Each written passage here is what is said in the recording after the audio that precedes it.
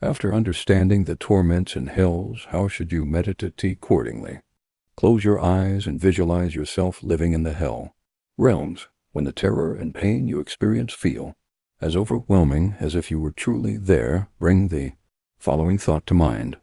I am overwhelmed with terror simply by imagining such torment, even though I am not actually experiencing it.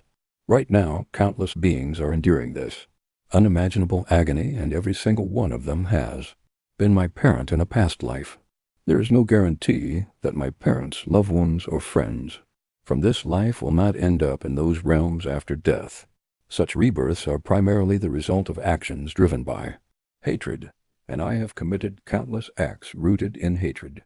Not only in this life but throughout my past lives, it is almost certain that I will eventually be reborn in those hells myself.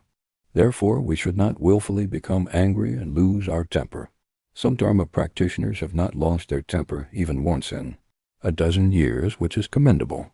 Others may lose their temper once a year, once a month, or once a day. There are those who become angry every hour.